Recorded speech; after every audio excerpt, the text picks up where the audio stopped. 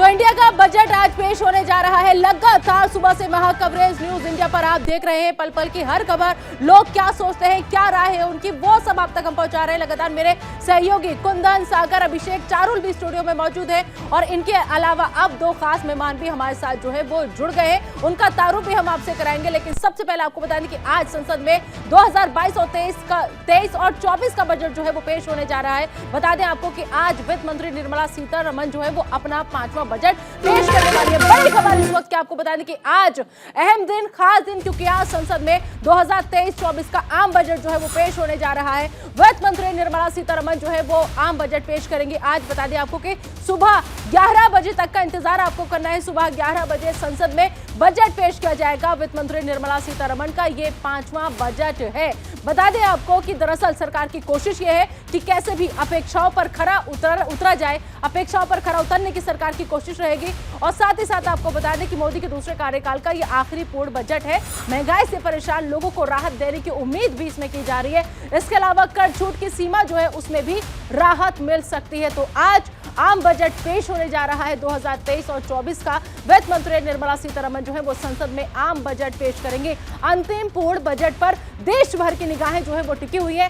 देश भर से क्या क्या प्रतिक्रियाएं आ रही है, यह भी न्यूज इंडिया हर पल में आप तक पहुंचा रहा है। हर खबर, जो भी लोग सोच रहे हैं, कैसे वो देख रहे हैं, कितनी उम्मीदें हैं उनको, वो क्या चाहते हैं बजट में अपने लिए, वो तमाम प्रतिक्रियाएं आप तक हम पहुंचा रहे हैं। तो लोगों को बजट से राहत मिलने की उम्मीद है बहुत ज्यादा। तो ऐसे में हमारे साथ, जैसे कि हमने जिक्र किया, स्टूडियो में लगातार मेरे साथ मेरे सहयोगी मौजूद है। साथ ही साथ स्टूडियो में हमारे साथ दो मेहमान जो है वो भी जुड़े हुए हैं। आपको बता दें कि सीए संजय लाभ जी हमारे साथ जुड़े हुए हैं और इनके अलावा हमारे साथ अरविंद वस्त जी जुड़े हुए हैं, जो कि बता दें कि इकोनॉमिक्स के लिहाज से, फाइनेंस के लिहाज से बहुत ज्यादा जानकारी जो है वो रखते हैं। एक्सपर्ट के तौर पर हमने इनको स्टूडियो में बुलाया है।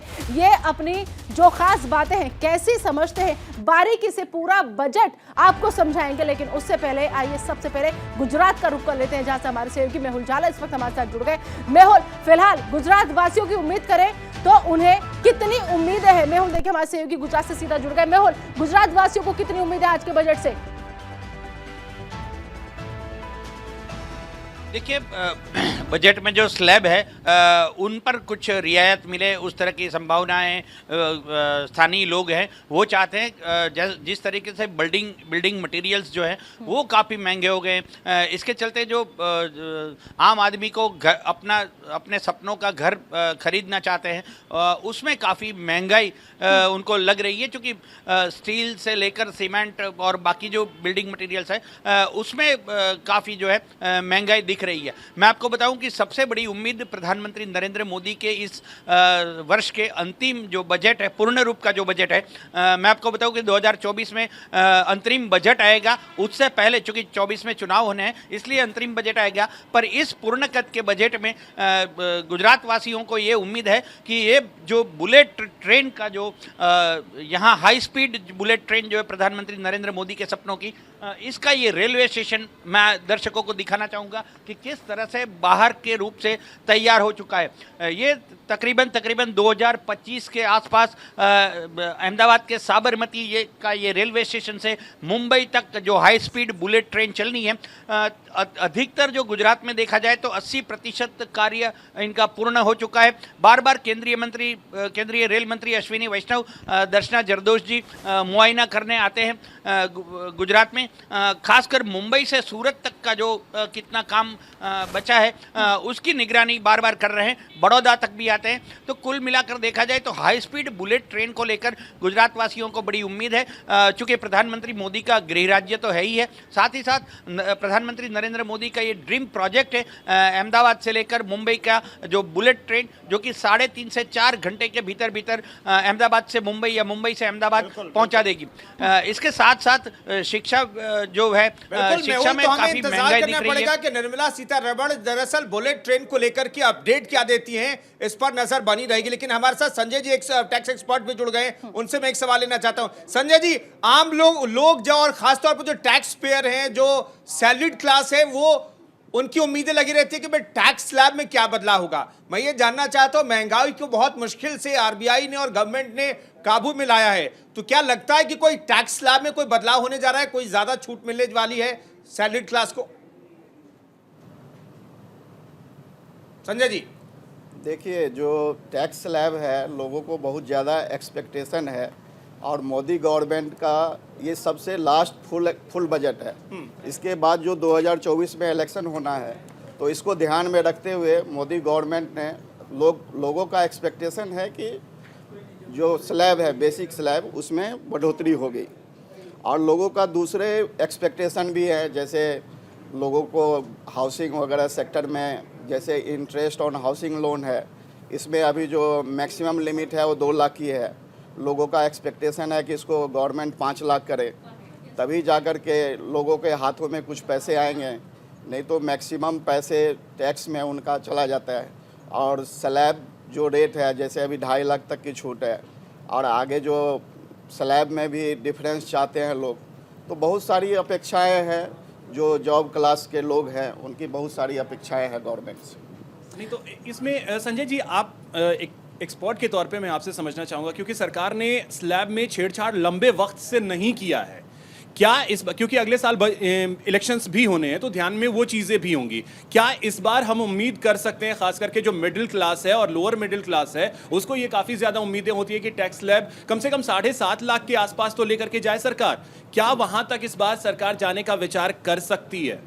देखिए, जो इनडायरेक्ट टैक्स है, जब जीएसटी आने के बाद गवर्नमेंट का कलेक्शन टैक्स में बहुत ज़्यादा बढ़ा है, तो लोगों का एक्सपेक्टेशन है कि इस बार गवर्नमेंट जो स्लैब रेट है उसको ज़रूर बढ़ाएगी। और ख़ास करके जो सैलरीड क्लास है, उनको बहुत ज़्यादा अपेक्षाएं हैं। और हम लोग ये मानते हैं कि गवर्नमेंट का इनडायरेक्ट टैक्स से कलेक्शन बहुत ज़्यादा बढ़ा है जी। तो इस बेसिस पे वो ज़रूर इस बार स्लैब रेट में एग्जम्पशन लिमिट को बढ़ाएंगे। बिल्कुल ठीक है। तो 2 मेहमान सागर आएंगे, दरअसल और मेहमान भी अभी हमारे साथ जुड़ गए हैं, उनका तारुफ एक बार अपने दर्शकों से हम करा देते हैं। दरअसल हमारे साथ वीरेंद्र वशिष्ठ जी, जो कि कांग्रेस के प्रवक्ता हैं, वो जुड़ गए हैं। सर, बहुत बहुत स्वागत है आपका न्यूज इंडिया पर। इनके अलावा शुभेंदु शेखर अवस्थी जी, जो कि प्रवक्ता है बीजेपी के, वो जुड़ चुके हैं। शुभेंदु जी, बहुत बहुत स्वागत है आपका न्यूज इंडिया पर। इनके अलावा आपको बता दें कि अरविंद वस्त, जो लगातार वित्त मामलों के जानकार हमारे साथ स्टूडियो में मौजूद है। सर, एक बार फिर से आपका स्वागत है। और इनके अलावा अरुणाभ सिन्हा, जो कि संस्थापक है यूक्लिन के, और संजय लाभ जी, जो कि लगातार टैक्स एक्सपर्ट होने के नाते आपको राय दे भी रहे हैं स्टूडियो में। तो ये तमाम मेहमानों का पैनल जो है हमारे साथ जुड़ चुका है। सागर, अब जिससे चाहे आप पूछ सकते हैं सवाल। सबसे पहले शेखर जी, स्वागत है न्यूज इंडिया में। निदा जी को भी नमस्कार। शेखर जी, अब देखिए बजट जो है, बजट आप लोग पेश कर रहे हैं, तो सवाल भी आप ही लोगों से शुरू किया जाए, फिर हम आएंगे एक्सपर्ट वगैरह पे अपने। जी सर, पिछली बार का बजट और उसके पीछे 1-2 अगर बजट को आप उठाकर देखिए सर, क्या है कि अभी जो बजट, जो कैटेगरी जो डिवाइड की गई थी, जिसके लिए जितने पैसे रखे गए थे उतने भी खर्च नहीं हुए पूरे, आप जान रहे हैं। और तो और जो बजट का थीम दिया गया है, जैसे डीजी ऑल इस बार के बजट का थीम का नाम है आत्मनिर्भर भारत, पिछली बार के बजट की थीम का नाम, ऐसे ही कैसे कर्ज माफी को खत्म किया जाए, तमाम सबका साथ सबका विकास, हर बार की बजट का थीम देखिए बड़ा अलग अलग रहता है। लेकिन अगर आप पुरानी तस्वीरों को आप देखिए, स्टेट ऑफ फाइनेंस की एक वाइट वो आ रही है, दरअसल उनको सुन लेते हैं क्या कुछ कह रहे हैं, वो सुनवाते हैं आपको। चलिए सागर, चल ठीक है। तो शेखर जी, सवाल यही था कि जिस थीम पर बजट को लॉन्च किया जाता है, उसी थीम पर कई बार हम फेल होते हुए दिखाई देते हैं। इस बार डीजी ऑल का मतलब क्या होगा और किस पर फोकस होगा, शेखर जी? देखिए, 2 चीजों को ध्यान देने की बात है। कल जो सर्वे रिपोर्ट्स आई है उसको देख के हम कुछ जो अंदाजा लगा सकते हैं, क्योंकि आइडिया तो 11 बजे के बाद ही पता चलेगा कि क्या क्या चेंजेस किए जा रहे हैं। पर जो कल सर्वे रिपोर्ट्स आई है वो बड़ी पॉजिटिव है, और उसको ध्यान में रखते हुए 6.5% ग्रोथ को हम देख रहे हैं, इकोनॉमिक ग्रोथ को, और जो जीडीपी भी हम देख रहे हैं वो 6 और 6.8 के आसपास रहने वाला है। ये दोनों चीजें बड़ी अच्छी हैं। जहां तक इन्फ्लेशन रेट है वो भी 6.8 6.5 के पास रहने वाला है। तो दोनों चीजों को आप देखिए कि यदि जीडीपी भी 6.8 जा रही है, ग्रोथ भी 6 के आसपास जा रही है, पर इन्फ्लेशन रेट भी 6 पॉइंट के आसपास ही ऑब्जर्व किया गया है। तो हमारी कोशिश ये रहेगी कि इन्फ्लेशन इसको कम किया जाए। जो इस समय पे फ्यूल के ऊपर चार्जेस लगे थे, क्योंकि आपको मालूम है कि पिछले बार की जो जो आपने बजट आए हैं उसमें हमारा एक काफी बड़ा बजट कोविड को ध्यान में रखते हुए रिजर्व रखा गया था, और वैक्सीनेशन के ऊपर ध्यान रखा गया था, और उस समय पर जो लोग गरीब लोग थे उनको अनाज और उसको वो देना था, हमको लाभार्थियों को देना था, तो उसको देख के बजट बनाया गया था। पर मेरे को लगता है इस बार बजट इन तीनों चीजों से निकलकर एक अच्छा बजट होगा। ठीक है, और बिल्कुल। आप- शुभेंदु जी, जो बीजेपी के प्रवक्ता हैं, वो ये उम्मीद जता रहे हैं कि इस बार का बजट जो है वो बहुत अच्छा होगा, उम्मीदों पर खरा उतरेगा। लेकिन कांग्रेस इस बात से कितना इत्तेफाक रखती है, वीरेंद्र जी को जरा स्क्रीन पर लेकर आइए। वीरेंद्र जी, आप कितना इत्तेफाक रख रहे हैं बीजेपी की इस बात से कि बजट जो है वो बहुत अच्छा होने वाला है? कांग्रेस को कितनी उम्मीद है? तो पूरे देश को है कि ये बजट भाजपा सरकार का आखिरी और अंतिम बजट होगा। देश आगे से जुमलों के किसी बजट को नहीं सुनेगी। मतलब कि भारत जोड़ो यात्रा से उम्मीद बढ़ गई अब। देखिए, मैं एक बार कंप्लीट कर लूं, फिर जी, आप ठीक की है, बात बोलिए सर। सुनूंगा। पिछले बार से अब के पे आ जाए। आजकल भाजपा वाले स्टैटिस्टिक्स की बात करते हैं। अपने जो इन्होंने पीछे कहा था वो इस बार की बात बता दें कि कितना रेट्स रखे थे। और जहां की इस सरकार की सबसे बड़ी कमी क्या है कि कोई भी वादा भाजपा की सरकार ने पिछले 10 साल में नहीं किया पूरा। चाहे वो जब ये नई सरकार आई तो मैं आपको उदाहरण देना चाहता हूँ। बजट बनाया जाएगा और कहीं ना कहीं थोड़ा वक्त है, 1-2 घंटे का समय है और सबकी उम्मीदों पे खरा उतरेगा ये बजट। किसानों को खास तौर से उम्मीदें क्या होगा सर? मैं पहले कहा कि 1-2 घंटे वेट करिए, अभी आपके सामने आ जाएगा और निश्चित तौर से उम्मीदों का बजट सबके लिए। सर, व्यापारियों के लिए कितनी छूट? पंकज जी, मैंने कहा समाज के सभी वर्गों को ध्यान में रख करके बजट बनाया। चुनावी बजट होगा क्या? क्योंकि अगले साल चुनाव है, चुनावी बजट होगा पंकज जी। चुनाव है, आम चुनाव भी है, तो उसकी झलक दिखाई देगी इस बजट में। और निश्चित तौर से मैंने कहा कि समाज के सभी वर्गों को ध्यान में रख करके बजट बनाया गया और सबके उम्मीदों पे खरा उतरेगा पंकज जी, बजट। काफी पूजा पाठ करके आप निकले हैं, अच्छा बजट हो। तो देखिए, वित्त राज्य बजट से पहले सवाल पूछा जाता है तो हर सवाल बेशक आपके अलग अलग हो सकते हैं, बदल सकते हैं, लेकिन जवाब एक ही आता है निकल करके कि जी हर वर्ग का ख्याल रखा जाएगा, हर वर्ग का ख्याल रखा जाएगा। आप अभिषेक सवाल पूछना चाहेंगे? निदा, पहले वीरेंद्र जी बोल रहे थे, वो अपनी बात पूरी कर लें, फिर मैं अरविंद जी से एक सवाल लूंगा। वीरेंद्र जी, बात पूरी कर लीजिए। देखिए, मैं आप सब समझदार लोग हैं और आप बहुत ही अच्छे पत्रकार हैं। आप खुद अपने दिल पे हाथ रख के कहिए। मैं कहता हूं कि कांग्रेस की किसी बात पे नहीं, जो बातें इन्होंने अपने मैनिफेस्टो में कही एक भी 10 साल में पूरी हुई हो तो मैं मान सकता हूं। तो इस सरकार से वीरेंद्र जी, के आज अलावा तक कुछ की नहीं। आज तक की एक सरकार का नाम आप बता दीजिए जिसने मैनिफेस्टो में कही हुई सारी बात पूरी की हो। एक सरकार का नाम बता दीजिए। मैं कह रहा हूं कि इन्होंने एक भी नहीं की। हमारी सरकार ने कहा ओपीएस, अभी आपको हमने वादा किया था हिमाचल में ओपीएस का करके दिखाया। मैनिफेस्टो की सारी बात हमारी ठीक है। मनमोहन सिंह जी की सरकार में सारे काम चलिए। हुए। आप खुद कहिए, ये 10 साल की इनकी सरकार में एक चीज हुई कि हिंदुस्तान के नागरिकों की जो खरीद क्षमता थी वो घट गई। बिल्कुल, तो बजट से ये क्या उम्मीद क्षमता घटी है, लगाओगे इस आप? बात को स्वीकार सबको करना पड़ेगा। ठीक है, अब तो अरविंद जी वो एक इस सरकार की कमी आता हूं की आपके वजह पास फिर से। से। वीरेंद्र जी, 2 साल आता हूं। कोविड के निकाल दो। अरविंद जी, एक सवाल अब मैं वो- आपसे चाहूंगा। शेखर जी को आपने सुना होगा, इन्फ्लेशन को कम करना होगा। कैसे आप एक एक्सपर्ट के तौर पे इसे किस तरीके से देखते हैं? क्योंकि राजकोषीय घाटे को कम करना बहुत बड़ी चुनौती है सरकार के लिए। देखिए, जो इन्फ्लेशन पिछले 2-3 सालों में बढ़ा था, उसके पीछे जो क्राइसिस थी, मेडिकल क्राइसिस जिसे कोरोना कह सकते हैं, वो बहुत बड़ा रीज़न था। यस, उस समय बहुत ऊपर गया था, 7.5 क्रॉस कर गया था। आप देखिए अब जो है आज की तारीख में इट इज़ 6.5 जो गवर्नमेंट कह रही है, और इसको 6 तक लाना अपने आप में एक बहुत बड़ी अचीवमेंट है। उसके लिए जो सबसे बड़ी चीज़ होने जा रही है, जो अब कैश कलेक्शन हो रहा है, टैक्स कलेक्शन हो रहा है, जिसके अंदर डायरेक्ट और इनडायरेक्ट, डायरेक्ट में income tax which has cross 41% और इनडायरेक्ट जीएसटी 59%। ऐसा पहले कभी नहीं होता था। पहले इनकम टैक्स के ही कलेक्शन पे देश काफ़ी हद तक चलता था। आज आपके पास इनडायरेक्ट टैक्स भी बहुत आ रहा है। जब गवर्नमेंट के पास कैश कलेक्शन आएगा, आपदा कम हो गई है, तो उस समय खर्चे भी एडजस्ट होंगे। देखिए, डिफेंस, मेडिकल और एजुकेशन, ये 3 चीज़ें ऐसी हैं, और हेल्थ ग्राउंड, इस पे आप कम नहीं कर सकते, रीएडजस्ट कर किसानों सकते हैं। किसानों को भी तो नहीं छोड़ सकते। किसानों की मांग काफी ज्यादा है और किसानों की समस्या भी शायद सबसे ज्यादा है।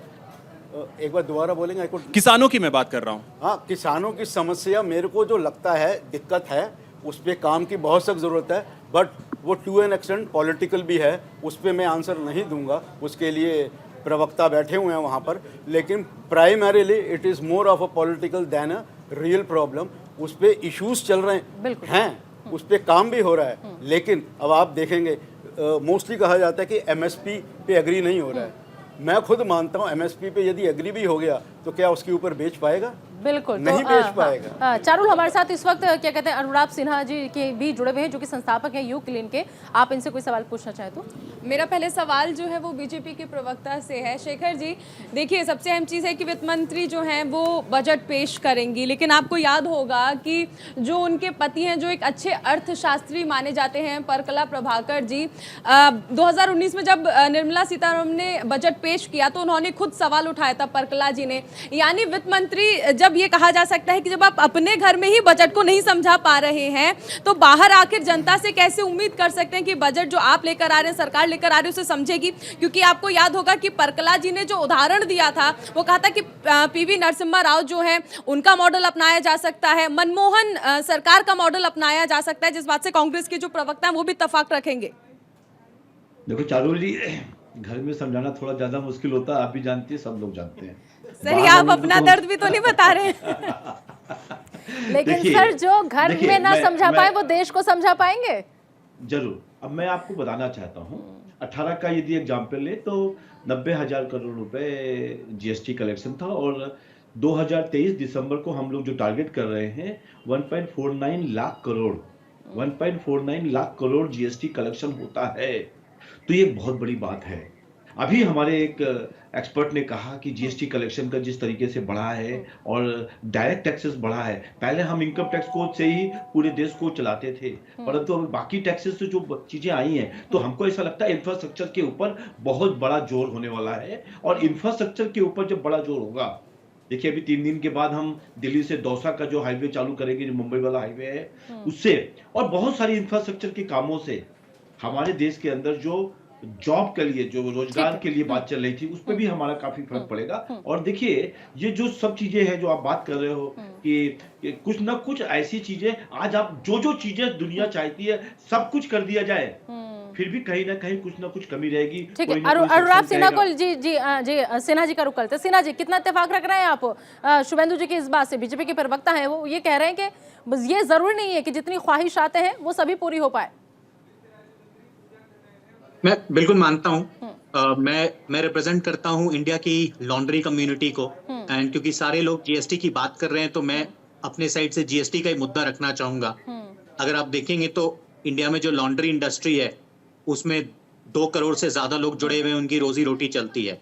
बट सरकार ने जब सिन्हा जी, मैं आपको रोकना चाहूंगी। देखिए वित्त राज्य मंत्री की तस्वीरें सामने आ रही हैं, अच्छे काम के लिए जा रहे हैं। कहा जाता है कि शुभ काम से पहले पूजा पाठ जो है वो करके घर से बाहर निकलना चाहिए, कुछ मीठा भी खा करके घर से बाहर निकलना चाहिए। तो फिलहाल पूजा पाठ की ये तस्वीरें जो हैं वो आ रही हैं वित्त राज्य मंत्री की, जो इस वक्त यहाँ पर पूजा कर रहे हैं और उसके बाद वो जाएंगे आगे। तो फिलहाल ये तस्वीरें पूजा पाठ के कार्यक्रम की। तो जब भी कुछ अच्छा काम करने जाते हैं तो कहा जाता है कि जब आप घर से बाहर निकलें तो भगवान को याद करके निकलें, पूजा पाठ करके निकलें। तमाम एक्सपर्ट हमारे साथ मौजूद हैं, तमाम पार्टियों के जो लीडर्स हैं वो हमारे साथ मौजूद है। सबसे पहले ये आपको सुनवा देते हैं कि वित्त राज्य मंत्री ने आज के बजट को लेकर के क्या कुछ कहा। देशाचे अर्थमंत्री माननीय सीतारामनजी मॅडम लोकसभेमध्ये सादर करणार आहेत। त्या अगोदर आम्ही अर्थमंत्री निर्मला सीतारामनजी मॅडम, माझे सहकारी पंकजी चौधरी, आमचे सेक्रेटरी माननीय राष्ट्रपतीजी यांना 9 वाजता भेटणार आहोत। नंतर 10 वाजता कॅबिनेटची मीटिंग प्रधानमंत्री मोदीजी यांच्या नेतृत्वामध्ये होणार आहे। 10 वाजता कॅबिनेट मीटिंगमध्ये आम्ही जाणार आहोत आणि तिथून 11 वाजता अर्थसंकल्प हा लोकसभेमध्ये आपल्या देशाच्या अर्थमंत्री निर्मला सीतारामनजी मॅडम सादर करणार आहेत। आज हमारे देश का अर्थसंकल्प फाइनेंस मिनिस्टर श्रीमती निर्मला सीतारामन जी लोकसभा में 11 बजे प्रस्ताव करेंगे। उसके पहले मैडम के नेतृत्व में हमारे सहयोगी पंकज जी चौधरी सेक्रेटरी माननीय राष्ट्रपति जी को 9 बजे मिलने वाले हैं। इसी के बाद 10 बजे प्रधानमंत्री मोदी जी के अध्यक्षता में कैबिनेट की मीटिंग हो रही है, उसी में हमें बुलाया है। हम सब लोग उधर जाने वाले हैं और 11 बजे आम जनता को क्या मिलने वाला है? आम जनता को क्या मिलने वाला है ये 11 बजे आपको मालूम हो जाएगा। इसी के बारे में कुछ मैं वार्ता नहीं करना चाहता, इसी के बारे में कुछ वार्ता नहीं चाहता। मंत्री को आप सुन रहे थे। फिलहाल ये सीधी तस्वीरें आ गई हैं वित्त मंत्री निर्मला सीतारमण की, जो अपने काफिले के साथ धीरे धीरे आगे बढ़ती हुई निकली है अभी वो घर से, क्योंकि आज 11 बजे यानी सुबह 11 बजे बजट पेश करना है वित्त मंत्री निर्मला सीतारमण को, और वो इस वक्त निकल चुके हैं अपने घर से। तो हर तस्वीर सबसे पहले न्यूज इंडिया आप तक पहुंचाएगा। बजट के एबीसीडी को पूरा आप न्यूज इंडिया पर समझिएगा। बजट 2023 में क्या कुछ खास रहने वाला है वो आपको हम बताएंगे, समझाएंगे। लेकिन इस वक्त हमारे सहयोगी पीयूष जो है वो भी हमारे साथ जुड़ चुका है। हम पीयूष का रुख कर लेते हैं। पीयूष हमारे साथ जुड़े हुए हैं। और पीयूष, क्या दिल्ली वासी जो है वो क्या सोच रहे हैं? पीयूष को जरा लेकर आइए स्क्रीन पर। पीयूष दिल्ली में मौजूद है। पीयूष, दिल्ली वासियों को कितनी उम्मीद है आज के बजट से? देखिए, आज के बजट से देश भर को उम्मीद है, क्योंकि सबसे बड़ी बात है कि ये मोदी सरकार के दूसरे कार्यकाल का आखिरी पूर्णकालिक बजट है। क्योंकि अब उसके बाद सरकार का जो भी बजट आएगा वो चुनाव के बजट कहा जाएगा, क्योंकि 2024 में अगला बजट आना है और उस वक्त चुनाव होने वाले होंगे लोकसभा के। तो जाहिर सी है बात है कि ये अंतिम पूर्णकालिक बजट है और इस बजट में कई बातों को रखा गया है। क्योंकि सबसे बड़ी बात है कि इस साल 9 राज्यों में चुनाव है, तो चुनावी राज्यों को भी ध्यान में रखा गया है। उसके साथ ही साथ जो व्यापारी हैं, जो लघु सूक्ष्म और मध्यम उद्योग के लोग हैं, उनको भी ध्यान में रख के बजट बनाया गया है। साथ ही जिस तरह से महंगाई ने कमर तोड़ दिया है, के आवाज के बाहर खड़े थे मध्यम वर्गीय परिवारों की, तो उनको कैसे रिलैक्स किया जाए, उन्हें क्या सुविधाएं दी जा सके, खासतौर पर पीयूष, अगर आवाज मिल रही तो मैं इतना जानना चाहता हूं, वित्त राज्य मंत्री घर के बाहर आप खड़े थे, किसी सवाल का जवाब मिला क्या कि क्या मिलने जा रहा है? देश की जनता को क्या खास होने वाला है? कहा कि सभी के लिए इस बार का ये बजट रहने वाला है। चलिए, पीयूष तक ऐसा लग रहा है कि आवाज नहीं पहुंच पा रही है। स्टूडियो में मौजूद है, सागर मौजूद है, अभिषेक मौजूद है और साथ ही साथ चारुल मौजूद है। लेकिन अभी क्या कहते हैं, माफ करना, कुंदन का सवाल दरअसल पीयूष आपसे ये था, क्योंकि आप अभी वहां बाहर खड़े हैं। ऐसे में जो एक सबसे बड़ा सवाल है कि क्या मिलने वाला है, किसी सवाल का जवाब मिला? कुछ अंदर की बात निकलकर सामने आई कि आखिर क्या खास रहने वाला है बजट में? पीयूष, देखिए, वो लाल बही जो है उसमें क्या कुछ है ये तो 11 बजे ही मालूम चलेगा। लेकिन इतना तो जरूर है कि इस बार का ये बजट आम नागरिकों के लिए, खासतौर पे मध्यम वर्गीय परिवार के लिए जरूर राहत लेकर आने वाला है। बिल्कुल ठीक है पीयूष, फिर से आते हैं आपके पास। अरुणाभ जी की बात अधूरी रह गई थी, वो पूरी कर लें। अरुणाभ जी अपनी बात पूरी कर लीजिए, उसके बाद स्टार्टअप्स को लेकर कुछ सवाल मैं आपसे लेना चाहूंगा। जल्दी से बात पूरी कर लीजिए। हाँ, तो जैसा मैंने बोला कि मैं रिप्रेजेंट करता हूं इंडिया की लॉन्ड्री इंडस्ट्री, जहां पर 2 करोड़ से ज्यादा धोबी जुड़े हुए हैं। और पिछले 10 साल से हमारी मांग यही रही है कि एक एसेंशियल सर्विस है, जहां पर हम वॉशिंग आयरनिंग जैसा बेसिक सर्विस प्रोवाइड कर रहे हैं। उसके बावजूद भी इस इंडस्ट्री में जीएसटी रेट आज भी 18% है। अब इतने छोटे छोटे धोबी हैं, इतने छोटे तबके के लोग हैं, जहां पर आप उनसे टैक्स कर रहे हो 18%, कस्टमर आगे से टैक्स देने पे विलिंग नहीं है। तो ये जो सारा नुकसान है, ये सारा जीएसटी है, वो धोबी को या ऑपरेटर को या सर्विस प्रोवाइडर को एब्जॉर्ब करना पड़ता है। तो मेरा फिर से एक रिक्वेस्ट होगा, ये 5वां बजट प्रेजेंट किया जा रहा है कि at least laundry industry and dry cleaning industry, जो कि 2 करोड़ से ज्यादा लोगों को व्यवसाय प्रोवाइड करता है, इस इंडस्ट्री में जीएसटी को 18% से कम करके 5% पर लाया जाए। ठीक है, तो क्या इस बार उम्मीदें तो होंगी, हर बार ये उम्मीद होती है, लेकिन ऐसा लग रहा है कि सरकार का फोकस भी तो स्टार्टअप्स पे रहा है, और अगर स्टार्टअप्स को आगे लेकर के सरकार जाना चाहती है तो सुविधाएं तो और बेहतर देनी ही होंगी। अरविंद जी, इसका जवाब मैं आपसे भी चाहूंगा, लेकिन अरुणाभ जी इसके बारे में एक कमेंट कर ले, फिर मैं आपसे इसका जवाब चाहूंगा। हाँ बिल्कुल, देखिए, अगर आप देखेंगे तो इंडिया में लास्ट 6-7 महीने में जो ग्लोबली रिसेशन आया है, इसके कारण काफी लोगों की जॉब्स गई हैं और इंडिया में काफी सारे लोग एंटरप्रेन्योर बनना चाहते हैं, माइक्रो एंटरप्रेन्योर्स बनना चाहते हैं। बट उसके बावजूद भी इंडिया में इक्विपमेंट लोन या फाइनेंसिंग की विजिबिलिटी नहीं है, या जो सेंट्रल गवर्नमेंट या स्टेट गवर्नमेंट फाइनेंसिंग की बातें करती हैं, उसका लाभ बहुत कम लोगों को मिल पाता है। लेकिन जो लोग आज के डेट पे एंटरप्रेन्योर बनना चाहते हैं, अपना स्टार्टअप डालना चाहते हैं या फ्रेंचाइजी लेना चाहते हैं, ऐसे लोगों के पास फाइनेंस की अवेलेबिलिटी नहीं होती है या उनको प्लान्स के बारे में पता नहीं होता है। तो ये चेंज करना बहुत जरूरी है, बिकॉज ये नंबर अब बढ़ता जाएगा। बिल्कुल। सागर, आपके मन में कोई सवाल था? तो फिलहाल ये तस्वीरें जो आप देख रहे हैं, देश की वित्त मंत्री निर्मला सीतारमण 11 बजे बजट पेश करेंगे, लेकिन उसके पहले जो कार्यक्रम की पूरी रूपरेखा तैयार की गई है वो इस समय देखिए धीरे धीरे आगे बढ़ती हुई। कुंदन। बिल्कुल वित्त मंत्रालय पहुंची हैं और जो प्रोटोकॉल है उसके हिसाब से वो राष्ट्रपति भवन भी जाएंगी, वहां से इजाजत लेंगी, कैबिनेट की बैठक होगी, फाइनल अप्रूवल इस जो फाइनेंस बिल है इसे एक तरीके से कैबिनेट की अप्रूवल मिलेगी और उसके बाद 11 बजे जाकर के वो बजट को पढ़ना शुरू करेंगी। उस पर नजर बनी रहेगी। न्यूज इंडिया क्या खास रहता है इस बजट में, ये आपको पल पल का अपडेट देता रहेगा। अभिषेक। बिल्कुल अरविंद जी, जल्दी से मैं इसका जवाब चाहूंगा। सरकार का ये फोकस रहा है स्टार्टअप्स को लेकर के कि स्टार्टअप को बढ़ावा दिया जाए। आप नौकरी मांगने वाले मत बनिए, नौकरी देने वाले बनिए। और एमएसएमई पे भी फोकस्ड सरकार रही है। पिछला बजट अगर आपको याद होगा, एमएसएमई पे बहुत ज्यादा जोर रहा है। इस बार क्या हम एक बार फिर से वही चीज देख सकते हैं? अरविंद जी, मैं एक चीज और जोड़ना चाहता हूं। इस बार कोरोना काल को लेकर के बड़ी संख्या में एमएसएमई जो है बंद हुई है। मैं जानना चाहता हूं उन्हें रिवाइव करने के लिए कोई पॉलिसी आएगी क्या?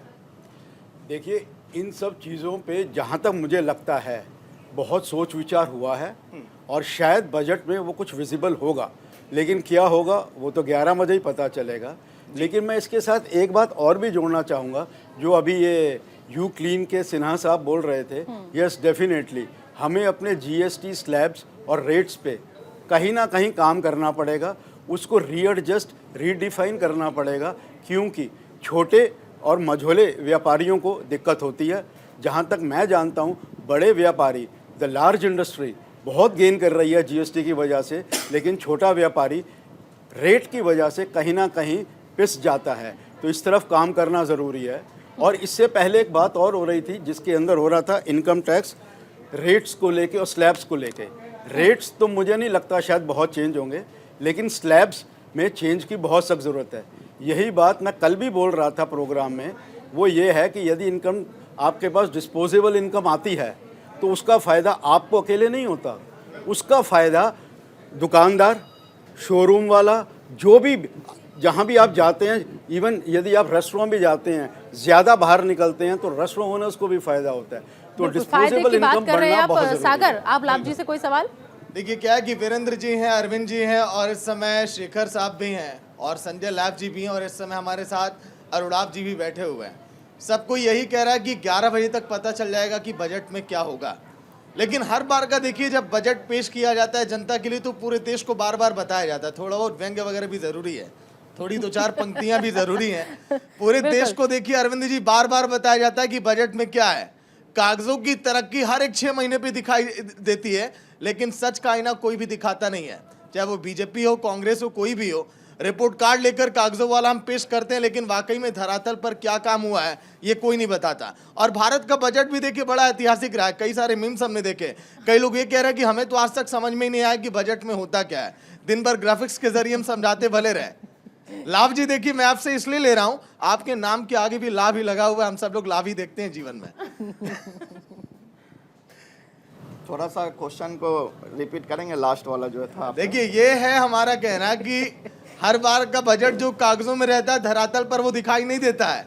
आम जनता और जो रिक्शा चालक हैं, जो हमारे देश के कई ऐसे मध्यम वर्गीय लोग जो पढ़े लिखे कम है, वो कहते हैं भाई साहब बजट समझ में नहीं आया, समझाएंगे क्या एक बार फिर से? देखिए, इसमें क्या है कि जो मध्यम और लो वर्ग के लोग हैं, उनको जो बेनिफिट मिलता है वही उनको दिखता है। गवर्नमेंट उनको क्या दे रही है वही उनको पता चलता है कि हमें जो मिला वही गवर्नमेंट ने हमारे लिए किया। अब क्या है कि आजकल जो अनएम्प्लॉयमेंट हैं या जो भी चीज़ें हैं, गवर्नमेंट उसको एड्रेस करने का कोशिश कर रही है।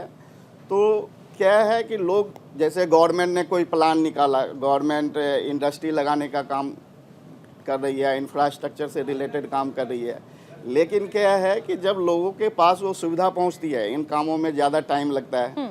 तो जब लोगों के पास ये सुविधा पहुंचती है तब उनको लगता है कि गवर्नमेंट ने हमारे लिए कुछ किया है। बिल्कुल ठीक। तो इसका रीजन क्या है कि पेपर वाले जो चीज़ है वो जो पढ़े लिखे लोग हैं, कुछ लिमिटेड लोग हैं, वही इस चीज़ों को समझ पाते हैं। ठीक है। बाकी लोगों को जो मिला वो समझते हैं कि हमें गवर्नमेंट ने हमारे लिए वो किया। हाँ बिल्कुल। एक बार जरा मुंबई वासियों की राय जान लेते हैं। शुभम हमारे साथ मुंबई से जुड़ गए हैं, शुभम का हम रुख कर लेते हैं। शुभम, फिलहाल मुंबई वासी जो हैं उन्हें कितनी उम्मीदें आज के बजट से हैं, क्या कहना है मुंबई वासियों का आज के बजट को लेकर? देखिए बिल्कुल नीरज जी, देश की आर्थिक राजधानी है मुंबई, और जिस तरह से पूरे देश को इंतजार रहता है बजट का, उसी तरह से मुंबई वासियों को भी इंतजार रहता है, क्योंकि देश की अर्थव्यवस्था अगर बात की जाए तो मुंबई से कहीं ना कहीं इसका बड़ा योगदान रहता है। मुंबई वासी जो है, चाहे बड़े कारोबारी हो, क्योंकि मुंबई शहर में रहते हैं, छोटे मोटे उद्योगपति हो या आम मुंबई कर, वो हर साल इंतजार करते हैं कि सरकार इस बार अपने ठिकाने से क्या कुछ निकालेगी। लेकिन यहाँ पर साफ तौर पर जो अगर बात करें, कुछ कारोबारियों से हमने बात की थी, जो मुंबई के कारोबारियों का साफ तौर पे कहना है कि जो जीएसटी का स्लैब है उसे सरकार को थोड़ी अगर उसमें सहूलियत दी जाए या राहत दी जाए तो कहीं ना कहीं थोड़ा व्यापार करने में इसमें आसानी होती है। उसके अलावा जो आम मुंबई कर है, उन समय अगर कोरोना काल के बाद सबसे ज्यादा जो एक सबसे बड़ी समस्या है वो रोजगार, क्योंकि अनएम्प्लॉयमेंट जो है वो इस वक्त देश में बड़ी चर्चा का विषय बना हुआ है। किस तरह से बेरोजगारी का जो स्तर पिछले कुछ सालों में बढ़ा है को ध्यान में रखते हुए सरकार इस साल अपना बजट जो है पेश कर सकती है। मुंबई करों की यही डिमांड है कि सरकार इन सारे पहलुओं को ध्यान में रखे, क्योंकि अगले साल लोकसभा चुनाव और सरकार के ये मोदी सरकार के दूसरे कार्यकाल का आखिरी बजट है, क्योंकि अब चुनाव होगा, चुनाव के बाद ही जो पॉलिटिकल पार्टी जीतेगी वही बजट पेश करेगी। तो ऐसे में सरकार को ये उम्मीद है कि जो माफ कीजिए, ये आम जनता को उम्मीद रहती है कि इस बार कुछ बजट में खास निकला जाए, क्योंकि जिस तरीके से अगर पिछले साल की बात करें तो जो 5 लाख की कमाई पर टैक्स फ्री किया गया था, उसके बाद यहाँ पर उसके अलावा कई सारे अन्य और चीजें हैं, जो टैक्स स्लैब है, उसके अलावा जीएसटी है, बेरोजगारी का मुद्दा, इन सारे विषयों की मांग जो है वो मुंबई कर है कि बिल्कुल उम्मीदें बहुत है, विषय बहुत है। अब देखना होगा कि सरकार कैसे सबकी उम्मीदों पर खरा उतर पाती है। चारुल, आपको सवाल पूछना चाह रहे हैं। बिल्कुल, मेरा सवाल जो है वो अरविंद जी से ही है। अरविंद जी खुद भी एक जवाब देना चाह रहे थे, तो अरविंद जी आपका जवाब भी होगा, मेरा सवाल जो है आप अपना जवाब उसमें ऐड कर दीजिएगा। कल जो आर्थिक सर्वे आया उसमें हमने देखा कि कहा गया कि जो महामारी थी उससे अर्थव्यवस्था जो है अब हमारी निकल चुकी है, यानी एक पॉजिटिव संकेत है। ये भी कहा जा रहा है कि महंगाई अब कम हो सकती है, लेकिन आपको याद होगा कि महामारी के बाद कई सारी ऐसी सब्सिडी थी जिन्हें कम किया गया था सरकार की ओर से। इस बार आपको क्या लगता है, क्योंकि अगर ऐसा होता है इस बार फिर से सब्सिडी अगर कहीं पर कम की जाती है तो लोअर मिडिल क्लास हताश हो सकता है, क्योंकि सबसे अहम चीज है कि उन्हें लाभ इसी से मिलता है। तो उनके लिए आपको क्या लगता है कि क्या हो सकता है? मेरे जवाब के साथ आप अपना जवाब ऐड कर सकते हैं। मैं पहले आपके प्रश्न से शुरू करता हूं। देखिए, सब्सिडीज किसी भी इकोनॉमी के लिए कोई बहुत अच्छी चीज़ नहीं होती। सोर्स ऑफ इनकम बढ़ाने की तरफ काम होना चाहिए। उस तरफ जहां तक मुझे दिख रहा है पिछले कुछ समय में काम हुआ है। शायद इस बार इतना कुछ निकल कर आए कि एम्प्लॉयमेंट की तरफ भी अप्रोच करेंगे। एंटरप्रेन्योरशिप बहुत अच्छी बात है, लेकिन सारे एंटरप्रेन्योर नहीं बन सकते हैं, और सच्चाई यही है कि एम्प्लॉयमेंट जनरेट करनी पड़ेगी, भले वो छोटे लेवल पर हो, बड़े लेवल पर हो या टॉप लेवल पर हो। अब रही बात इसकी, जो थोड़ी देर पहले जो बात कर रहे थे, सब बेरोज़गारी बेरोज़गारी बोल रहे हैं। ये बात कल आर्थिक विश्लेषण के समय भी मैंने बोली थी। रीज़न आपको देखना पड़ेगा, इंडिया को अलोन नहीं देख सकते आप। It has to be the global economy. क्या हमने ये देखने की कोशिश करी विश्व में इस समय कोरोना के बाद कितनी दिक्कत आई है, कहाँ पर पहुँच गई है अनएम्प्लॉयमेंट? भारत में भी है, लेकिन मैं तो कहूँगा कि इस गवर्नमेंट ने बहुत अच्छे तरीके से उसको टू एन एक्सटेंट कंट्रोल करा है, और अब हम रिकवरी पाथ पर हैं, और रिकवरी पाथ ही इंडिकेटर है कि बजट में कुछ अच्छा आने वाला है, और ये हम सब के लिए होगा। ठीक है वीरेंद्र जी, अब देखिए एक्सपर्ट्स तो ये कह रहे हैं चीजें बेहतर हो रही हैं, और आप सिर्फ हिंदुस्तान को नहीं देख सकते हैं, पूरी दुनिया को भी आपको देखना होगा कि अभी पूरी दुनिया में आर्थिक स्थिति क्या है। सिर्फ भारत को नहीं देखा जा सकता। वीरेंद्र जी, मैं माफी चाहूंगा कि पता नहीं क्यों उनको लगता है, पहली बात मैंने जब रखी तो उन्होंने खुद स्वीकारा कि क्षमता खत्म हो गई है। उन्होंने खुद स्वीकारा कि जीएसटी गरीबों पर ज्यादा लग गया है। हम यही तो बात कर रहे हैं कि इस सरकार में केवल कुछ चुनिंदा अमीरों का या व्यापारियों का ख्याल रखा जाता है। मैं आपको एक छोटा सा एग्जांपल देता हूं कि 2020-21 में जहां मनरेगा सबसे गांधी जी ने हमें कहा था कि कोई भी योजना बनाओ तो सबसे लास्ट पंक्ति के व्यक्ति को देख के बनाओ। तो मनरेगा जब मनमोहन सिंह जी की सरकार में बनी तो उसका बजट इस सरकार ने 20-21 में 1,10,000 करोड़ रखा और फिर 21-22 में उसका बजट 98,000 कर दिया। फिर मतलब गरीबों के लिए इस सरकार केवल बजट एलोकेशन कम करने के अलावा बढ़ाने ही रही है। जहां तक इन्होंने कहा विश्व को देख के चलिए, विश्व में कितनी चीजें दी जाती है अपने नागरिकों को, ये क्या बात कर रहे हैं? क्या वहाँ सुविधाएं नहीं दी जाती? आप शिक्षा पे आपका बजट घट जाता है, शिक्षा पे कोई अच्छे काम नहीं होते हैं। किसके लिए? जीएसटी अभी आपके सामने लॉन्ड्री इंडस्ट्री के लोग बैठे हुए हैं, उन्होंने क्या कहा कि इतनी जीएसटी बढ़ाकर केवल मिडिल क्लास के ऊपर जो जीएसटी का भार दिया इस सरकार ने, उसको कैसे करा जाए? ये सरकार क्यों नहीं है? बजट एलोकेशन की बात करें, देखिए बजट व्यापारियों के लिए नहीं वीरेंद्र जी, आप कह रहे हैं कि मनरेगा का बजट घटा दिया, लेकिन बजट एलोकेशन की अगर हम बात करें और खास तौर पर सोशल सेक्टर के लिए बात करें तो 2016 में जो बजट 9 लाख करोड़ का था वो शायद अभी 21 लाख करोड़ का है। तो सोशल सेक्टर में अगर इतना एलोकेट हो रहा है बजट, तो भाई गरीब तबके के लोगों को तो मिल रहा है। शुभेंदु जी भी इसका जवाब देंगे। एक लाइन में वीरेंद्र जी आप कह लीजिए, उसके बाद शुभेंदु जी जवाब देंगे इसका। मैं ये क्वेश्चन करता हूं, अपने दिल पे हाथ रख के, अपने जो आज आपको कार में बिठा के लाया होगा उस ड्राइवर से पूछिए कि क्या महंगाई बढ़ी है या नहीं बढ़ी है। आपको नहीं, महंगाई की चिंता तो आरबीआई को भी है और आरबीआई ने बहुत सारे करेक्शन मेजर्स लिए। एक भी बजट में केवल गरीबों के लिए कोई काम किया हो तो बताएं। ठीक है शुभेंदु जी जवाब दीजिए। वो हमेशा जो सावन के अंधे हैं उनको हरा हरा ही दिखाई देगा, तो इनको नेगेटिव नेगेटिव ही दिखाई देगा। मैं 2-3 एग्जाम्पल के हिसाब से कह रहा हूँ। 2019 में 4.4 बिलियन डॉलर का इलेक्ट्रॉनिक्स एक्सपोर्ट था, जो अभी 12 billion dollar US billion dollar हो गया, मतलब 3 टाइम बढ़ गया।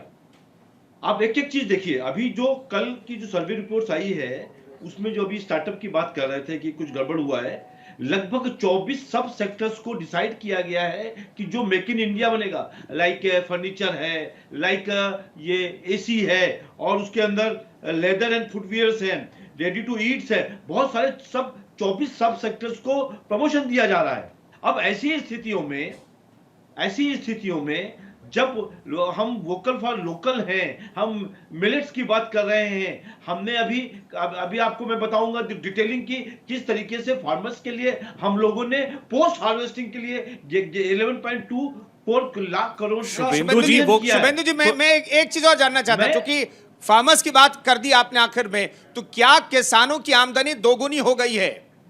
देखिए कुंदन, इसमें और भी शुभेंदु जी, चाइना से आयात कितना कम हो गया? चाइना से आयात कितना कम हो गया शुभेंदु जी? दोनों चीजें देखिए, बहुत पिछले कोरोना काल पे यदि हम और आप सब लोग बचे हैं तो केवल एक बड़ा कारण ये है कि भारत की उपज बहुत ज्यादा अच्छी यील्ड आई है। कोरोना काल से हम बचे हैं, कोई शक नहीं है इस बात में, लेकिन कोरोना काल को लेकर कब तक हम बचते रहेंगे? मेरी बात सवालों के जवाब देने में कोरोना से पहले मेरी बात क्या कही है? आज के दिन यही शुभेंदु जी मैं भी कह रहा था, 2-3 बार के बजट से सर यही बार कहा जा रहा है कि कोरोना की झटकों से उबर हम नहीं पाए। और नहीं शुभेंदु जी देखिए, मैं एक लाइन बस ऐड कर रहा हूं, हमारे सहयोगी अभिषेक ने जिस बात का जिक्र किया, आत्मनिर्भर भारत थीम थी पिछली बार के बजट का। अन्य देशों से केवल आयात बढ़ा ही बढ़ा है, हमारा निर्यात देखिए लगातार कम होता चला गया। चाइना से सबसे एक्सपोर्ट का बताया, इलेक्ट्रॉनिक्स एक्सपोर्ट का बताया मैंने। जो फ्यूल की बात है, देखो फ्यूल प्राइसेस बढ़े जी, चाइना से आयात घटा या बढ़ा, सिर्फ ये बता दीजिए, चाइना से आयात घटा या बढ़ा? ऐसा चाइना दीपावली के टाइम झालर सिर्फ ना जलाएं चाइनीज, इससे थोड़ा ही हो जाता है। अरे नहीं, आपको आइटम कौन सा आइटम आ रहा है चाइना से ये भी तो देखिए। यदि इंफ्रास्ट्रक्चर से रिलेटेड आइटम आ रहा है तो हमारा वेलकम है, पर यदि लाइट और ये छोटे छोटे खिलौने आ रहे हैं तो हम उसको वेलकम नहीं करेंगे। आज इंफ्रास्ट्रक्चर में जो 3-4 किलोमीटर पर डे रोड बनती थी, आज 80-90 किलोमीटर पर डे रोड बना रहे हैं। उसके लिए इंफ्रास्ट्रक्चर मशीनरी बहुत सारी इंपोर्ट की। नितिन गडकरी जिस तरीके से सड़क के लिए काम कर रहे हैं, उस हर कोई कह रहा है, विपक्षी भी उसकी तारीफ करते हैं। इंफ्रास्ट्रक्चर से जुड़ी हुई उसके अलावा भी विभाग है ना, सिर्फ एक सड़क परिवहन विभाग नहीं है, उसके अलावा भी कई विभाग हैं। इसमें भी ये झूठ बोल रहे हैं। बात तो सुनिए, इंफ्रास्ट्रक्चर से जुड़े हुए इंपोर्ट्स हैं तो अच्छी बात है। काम हो रहा है, वैसे आप फिर यहाँ झूठ बोल रहे हैं। वीरेंद्र जी मुझे लगता है कि यहाँ पर हमें ये भी समझना पड़ेगा कि मेरे सहयोगी इस बात से इत्तेफाक रखेंगे कि इंग्लिश में एक प्रोवर्ब है कि डेवलपमेंट फॉर वन में not be development for another. किसी एक सेक्टर में अगर हम बात करते हैं, आज आप यही कहने लग जाएं कि चलिए किसानों को समस्याएं हो रही हैं, आप किसान अगर किसान से अगर बीज का पैसा बढ़ाकर लेगी तो फिर हम लोग चिल्लाएंगे कि हमें महंगा मिलने लग गया है। आप मजदूरों की बात कर लीजिए, मजदूरों को अगर आप एक्स्ट्रा पैसे देने लग जाएंगे, मिट्टी महंगी खरीदने लगेंगे, उनका तो लाभ है, लेकिन फिर आप लोग कहेंगे कि महंगाई बढ़ गई है। तो जो विकास की पैमाना एक इंसान के लिए, वो दूसरे इंसान के लिए कहीं ना कहीं घाटा हो सकता है। बिल्कुल नहीं हो सकता जब सबके लिए सोच के बनाया गया हो। केवल कुछ व्यापारियों के लिए सोच के बनाई गई चीजों से सबका फायदा नहीं हो सकता। मैं आपकी बात से बिल्कुल ऊपर निकल ही नहीं सकते। सरकार में केवल कुछ चुनिंदा व्यापारियों के लिए योजनाएं बनाई जाती है, उसी के लिए काम मानसिकता से ऊपर नहीं निकल पा रहे वीरेंद्र जी। ठीक है यहाँ पर देखिए, आप कांग्रेस से हैं तो आप एक बात बताइए, अगर कुछ चुनिंदा व्यापारियों के लिए काम कर रही है सरकार, तो फिर वही व्यापारी, वही उद्योगपति जब राजस्थान जाते हैं तो उनके लिए रेड कारपेट क्यों बिछाया जाता है? फिर वहाँ सबके लिए बिछाया जाता है, वहाँ सबके लिए, और बीजेपी में आकर सीमाएं बदल जाती है। एक भी जो भी इन्वेस्ट करना चाहता है उसके लिए उनको फायदे नहीं पहुंचाए जाते। सभी लोगों ने अपने अपने एंगल से चश्मा लगा रखा है। एक लोग सर नेगेटिव बताएंगे तो बीजेपी के लोग पॉजिटिव बताएंगे, और हम 4-5 लोग यहाँ बैठे हैं तो सर हम बताएंगे वाकई में न्यूट्रल क्या है। सर हम दोनों काले की तरफ बात कर रहे हैं। शुभेंदु जी से मैं एक सवाल कर ले रहा हूँ, फिर हमारे जो एक्सपर्ट बैठे हैं वही इस पर राय देंगे जो जिक्र कर रहे हैं। शुभेंदु जी, आप बार बार जिक्र कर रहे हैं आत्मनिर्भर भारत, हमने काम किया, कोरोना काल का रोना बिल्कुल मत रोइएगा। जो मेरा सवाल है 69.9 अरब डॉलर की मैं बात कर रहा हूँ, जो हमारा व्यापार घाटा था सन 2021 में, जो 2022 में होगा 100 अरब डॉलर का, 101 अरब डॉलर। अब बताइए, आयात लगातार बढ़ा है, निर्यात हमारा कम होते चला गया, फिर इस पर हम कैसे काम करेंगे? सर दो चीजों पर आप समझिए, अभी जो पैसा लग रहा है वो खाली इन्वेस्टमेंट हो रहा है इंफ्रास्ट्रक्चर के ऊपर, उससे अभी रिकवरी चालू नहीं हुई है, और जब तक वो रिकवरी चालू नहीं होंगी तब तक आपको ये घाटा दिखाई देगा। आज हाईवे बन गए हैं, हाईवे बनने से रिकवरी चालू होगी, और ये सेल्फ सस्टेनेबल मोड है। आप क्यों नहीं समझ रहे हैं कि ये सेल्फ सस्टेनेबल मोड है? एक तरफ घाटा होता है और हाईवे आप बनाते रहे। जवाब अरविंद जी दे सकते हैं। बिल्कुल, इन दोनों का बैलेंस बना के रखना पड़ेगा। जल्दी से दीजिएगा, वक्त की कमी है, छोट बहुत कम शब्दों में। कम शब्दों में इसका जवाब शुभेंदु जी की बात से कितना इत्तेफाक रखते हैं? मैं ये कहूँगा, चीजें हो रही हैं, कुछ दिख रही हैं, कुछ नहीं दिख रही हैं, इसमें टाइम लगेगा। और रही बात इसकी कि आत्मनिर्भर भारत, मुझे भी बड़ी खुशी होती है भारतीय नागरिकों के सुनने की, लेकिन कोई भी देश पूर्ण तरह आत्मनिर्भर नहीं हो सकता है। संजय लाभ जी, कितना इत्तेफाक एक्सपोर्ट और इंपोर्ट चलेगा ही चलेगा। संजय लाभ जी, बहुत कम शब्दों में, वक्त कम है।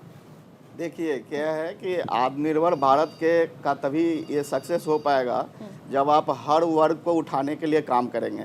जो छोटा से छोटा इंडस्ट्री है, जो स्मॉल स्केल इंडस्ट्री है, जो छोटे छोटे घरों में काम करते हैं, उनके लिए अगर आप ज़्यादा सुविधा देंगे, टैक्स को सिंप्लीफाइड करेंगे, उनको ज़्यादा लोन की सुविधा देंगे, तभी जा करके हम आत्मनिर्भर भारत की ओर बढ़ सकते हैं। बिल्कुल ठीक है। सिन्हा जी, आपके एक लाइन में आखिरी राय।